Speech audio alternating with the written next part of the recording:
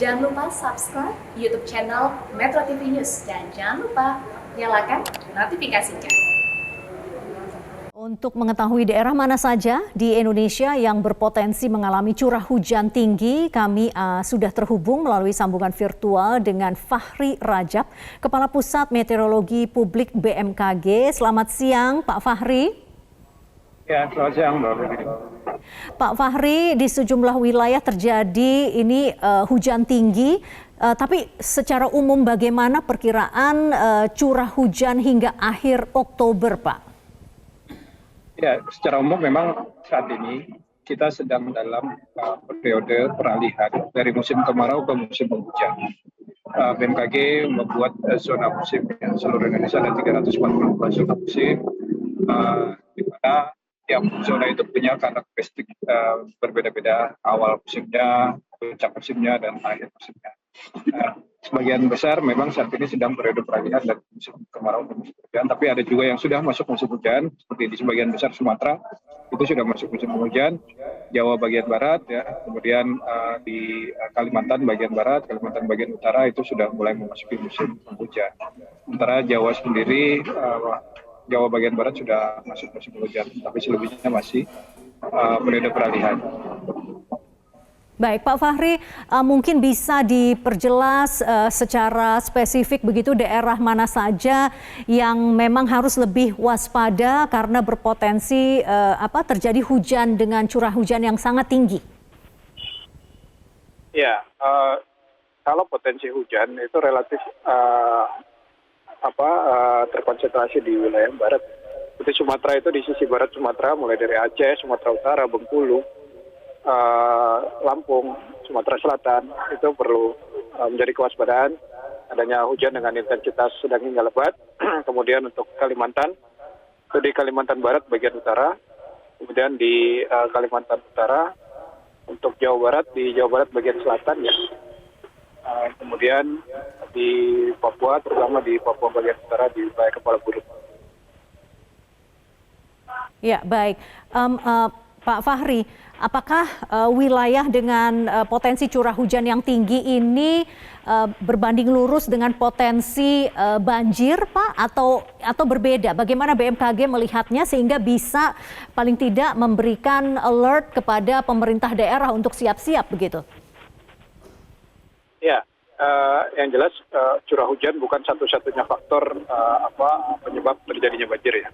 Banyak faktor lain, daya dukung lingkungan itu ya. Itu perlu menjadi kewaspadaan kita. Namun BMKG sesuai dengan tugas pokok khususnya memberikan gambaran potensi curah hujan tinggi itu di mana saja. Setiap hari kami update. Dan ini bisa menjadi acuan bagi berbagai pihak, termasuk pemerintah baik pusat maupun daerah untuk mengambil langkah-langkah antisipasi yang sesuai. Baik, Pak Fahri, boleh tolong disampaikan kepada kami bagaimana dengan wilayah DKI Jakarta secara spesifik, seperti apa potensinya, apakah harus waspada banjir untuk 2 bulan ke depan?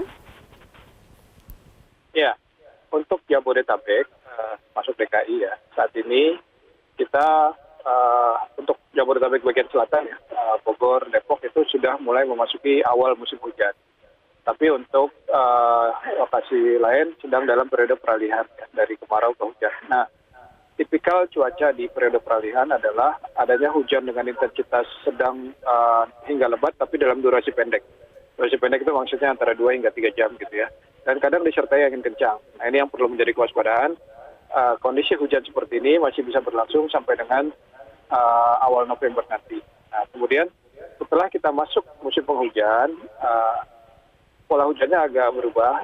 Dia bisa sepanjang hari terjadi hujan, tapi tidak deras gitu ya. Apalagi di periode puncak musim hujan nanti di Januari Februari itu yang perlu menjadi kewaspadaan lebih giat lagi.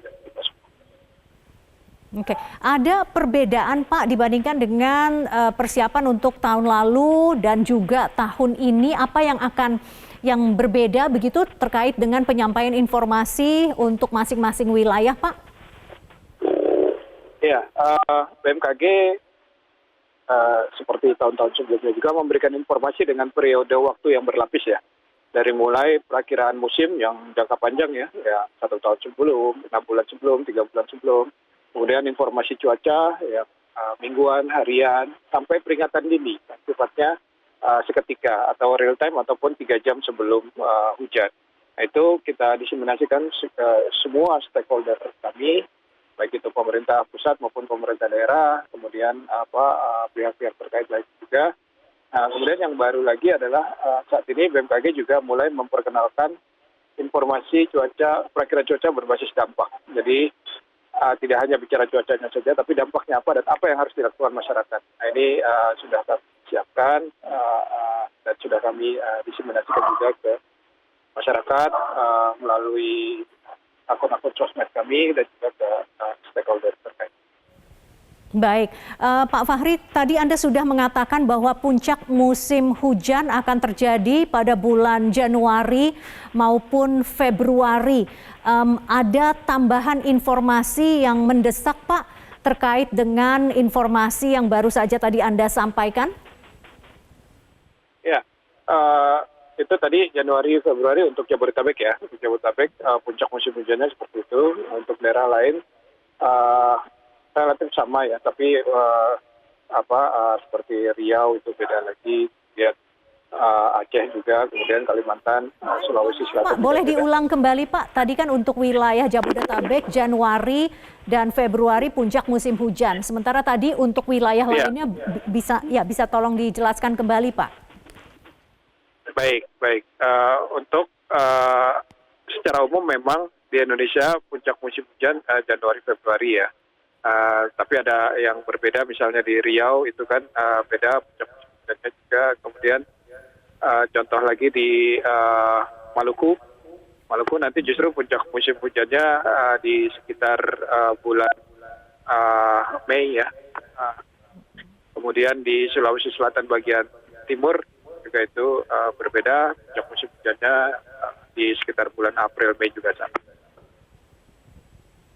Baik. Untuk wilayah Indonesia dengan proyeksi curah hujan tertinggi itu akan terjadi di wilayah mana, Pak? Sebenarnya di seluruh wilayah Indonesia berpotensi terjadi curah hujan tinggi. BMKG membuat klasifikasi intensitas curah hujan.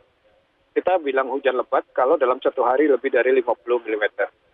Kemudian sangat lebat itu antara 50 sampai 100 sampai 150 meter dan ekstrim di atas 150 mm. Contoh ketika ada kejadian banjir di Jakarta 1 Januari 2020, curah hujan dalam satu hari itu 377 mm dalam satu hari. Itu kan sangat lebat sekali udah kategori ekstrim gitu ya. Nah ini yang kita pantau terus, potensi hujan di atas 150 mm dengan kategori ekstrim ada tahun ini gitu ya. Cuma kapannya kita sih prediksi memang pada periode puncak musim hujan itu yang perlu jadi kewaspadaan.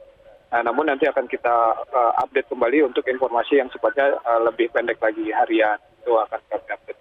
Baik, yang pasti harus siap-siap dan waspada ya.